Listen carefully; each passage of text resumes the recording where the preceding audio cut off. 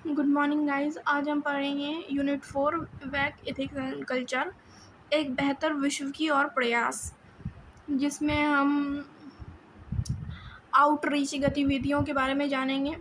उसकी मुख्य गतिविधियाँ, उसके अंदर के जो भी तत्व हैं, उन चीज़ों के बारे में जानेंगे। तो आइए हम पढ़ते हैं। नैतिकता और संस्कृति के क्षेत्र में आउटरीच गतिविधियाँ समुदायों और जागरूकता, समझ और सकारात्मक भागीदारी को बढ़ावा देने में महत्वपूर्ण भूमिका निभाती हैं। इन गतिविधियों का उद्देश्य समावेशन को प्रोत्साहित करना और विभिन्न सांस्कृतिक दृष्टिकोण का सम्मान करते हुए एक नैतिक व्यवहार को बढ़ावा देना। तो ओवरऑल आउटरीच गतिविधियों में हम ये देखते हैं कि सांस्कृतिक जो दृष्टिकोण है उसका सम्मान करते हैं, नैतिक व्यवहारों को बढ़ावा देते हैं, सकारात्मक गतिविधियों, भागीदारी को बढ़ावा देते हैं, उसकी महत्वपूर्ण भूमिका को समझते हैं। इसके अंदर है मुख्य गतिविधियाँ, सांस्कृतिक संवेदनशीलता कार्यशालाएँ, जिसमें हम विभिन्न संस्कृति को समझते हैं, उनकी रूढ़िवादी कर्तव्यों पर चर्चा करते हैं, उसकी अच्छी चीज़ों को सीखने का प्रयास करते हैं। फिर नैतिक नेतृत्व सेमिनार, मतलब हम नैतिक नेतृत्व निर्णय लेते हैं, नैतिकता को समझते हैं, उसकी संस्कृति को समझते हैं। बहुसांस्कृतिक उत्सव, सांस्कृतिक प्रस्तुतियाँ, पारंपरिक भोजन, कला, ये सब इन चीज़ों के बारे में जानते हैं। जैसे इंडिया है, मल्टीकल्चरल कंट्री है। इसके अंदर बहुत सारे अलग अलग स्टेट है, सबकी अपनी अपनी एक स्पेशलिटी है। तो उन चीज़ों के बारे में हम जानते हैं। फिर समुदाय में नैतिक संवाद, उसमें पैनल चर्चा, नैतिक दुविधाओं पर संवाद, मतलब जो भी दिक्कतें होती हैं उन चीज़ों पर बातचीत करना ही संवाद कहलाता है। विविधता और समावेशन प्रशिक्षण, मतलब जो भी विविधताएं हैं उन चीज़ों के बारे में जानना, उसका समाधान करना, उसकी समस्याओं को समझना, उस समावेशन को समझना। फिर सांस्कृतिक विनिमय कार्यक्रम, भाषाई, शैक्षणिक और सांस्कृतिक आदान प्रदान, शिक्षा में नैतिकता, नैतिक शिक्षा को पाठ्यक्रम में शामिल करना। जो नैतिक शिक्षाएं होती हैं, जो इथिकल वैल्यूज़ होती हैं, उसे हमें शैक्षिक रूप से पढ़ना, उसमें शामिल करना, अपने छोटे भाई बहन या फिर बच्चों को चीज़ें समझाना, इन चीज़ों में आता है। समुदाय सेवा परियोजना, पर्यावरण ज़रूरतमंदों की मदद, मतलब कि समुदाय सेवा परियोजना, जो समुदाय में लोग होते हैं या जो पर्यावरण है उसकी सुरक्षा करना, ज़रूरतमंदों की मदद करना। हमारे इथिक्स के अंदर जो चीज़ें आती हैं उन चीज़ों को अपने पे इम्प्लीमेंट कर के लोगों की मदद करना, उनकी दुख तकलीफ़ों को समझना। नैतिक फिल्म प्रदर्शन, सामाजिक मुद्दों पर चर्चा करना, मतलब छोटे छोटे शॉर्ट मूवी बनाकर लोगों को समझाना, नाटक कर के लोगों को समझाना, चीज़ें समझाना।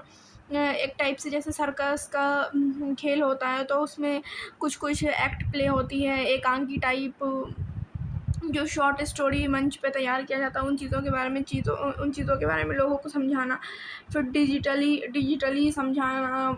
बहुत सारे सोशल मीडिया ऐप है जिसमें हम अपनी बातों को रखते हैं, उन चीज़ों को समझते हैं, फिर वहाँ से पूरे विश्व में ये चीज़ें फैलती हैं। तो इस तरह से मार्गदर्शन करना। और फिर कहानी कहने की कार्यशालाएँ, व्यक्तिगत अनुभवों से नैतिकता, मतलब जो हमारे बूढ़े बुजुर्ग हैं वो हमें कहानियों के थ्रू कुछ अच्छी अच्छी चीज़ें सिखाते हैं, उन चीज़ों पर ध्यान देना। फिर नैतिक विषय वाली कला प्रदर्शनियाँ, जिसमें संघर्ष समाधान कार्यशालाएँ, उसके अंदर में कॉरपोरेटिव सामाजिक जिम्मेदारी कार्यक्रम यानी कि CSR। फिर अंतर धार्मिक संवाद, मतलब कि इंटर रिलीजन, मतलब अलग अलग रिलीजनों के बारे में जानना, ये सब हो गया। युवा नेतृत्व विकास कार्यक्रम, सतत प्रथाओं के लिए जागरूकता अभियान। तो गेम आधारित नैतिक शिक्षाएँ, वैश्विक नागरिकता पहल। इन चीज़ों में हम ये है कि जैसे हम इन चीज़ों को समझ रहे हैं, इन चीज़ों के अंदर क्या क्या हम डिटेल लिख सकते हैं, तो आप एग्ज़ाम में उसको थोड़ा डिटेल करके इसके बारे में लिख सकते हैं। जैसे अंतर धार्मिक संवाद हो गया, युवा नेतृत्व विकास, मतलब कि हम कैसे यंग जनरेशन को अच्छी अच्छी चीज़ें सिखा सकते हैं।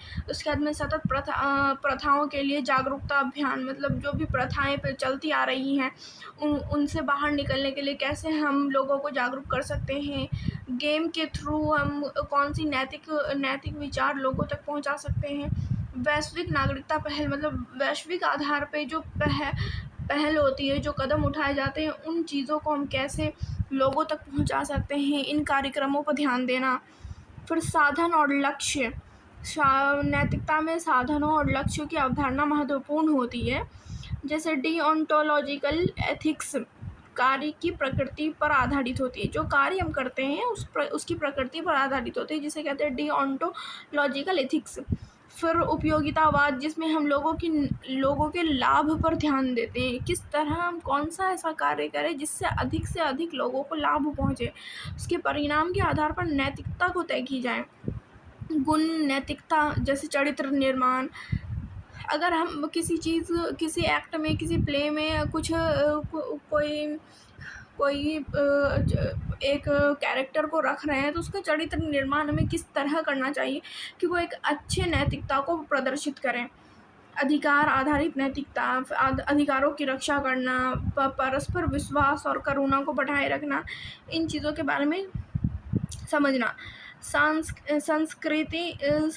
संस्कृति में परंपराएं सांस्कृतिक पहचान का संरक्षण, मतलब सांस्कृतिक पहचान को संरक्षित करना।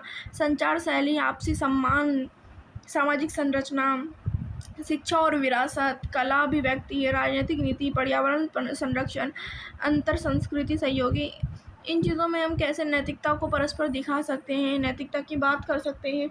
इन सभी आधारों पर विषय विचार विमर्श करके अच्छी चीज़ें समाज में लाना। फिर वाद विवाद और संवाद, मतलब कि डिबेट और डायलॉग, नैतिक मतभेदों की समीक्षा, तर्क क्षमता, सार्वजनिक भागीदारी, ये हो गया वाद विवाद यानी डिबेट। मतलब हम ग्रुप में बैठ करके कुछ अच्छी चीज़ों के बारे में बात कर रहे हैं, फिर उसके कुछ जो नेगेटिव पॉइंट है उस पर चर्चा कर रहे हैं, पॉजिटिव पॉइंट पे चर्चा कर रहे हैं, फिर नेगेटिव का क्या सॉल्यूशन हो सकता है, उन चीज़ों के बारे में बात कर रहे हैं, संवाद कर रहे हैं, एक दूसरे की समझ को समझने की कोशिश कर रहे हैं, समाधान निकाल रहे हैं संघर्षों से। फिर संयुक्त भूमिका, मतलब आलोचनात्मक सोचों पर विचार कर रहे हैं, करुणा के प्रति हम संवेदनशील हैं, शैक्षणिक महत्व, विविध दृष्टिकोण की सराहना कर रहे हैं, सांस्कृतिक एक साझा मूल्य के रूप में कल्चर एंड सर्व्ड वैल्यू, मतलब सांस्कृतिक साझा मूल्य के रूप में हम कैसी कैसी चीज़ों को उभार रहे हैं, उन चीज़ों के पे बात कर रहे हैं। फिर सांस्कृतिक सापेक्षतावाद, निर्णय लेना, साझा एकजुटता, नैतिक परंपराएं, अनुष्ठान, कानूनी प्रणाली में प्रभाव, विविधता का सम्मान, नैतिक सांस्कृतिक बनना और बनाए रखना।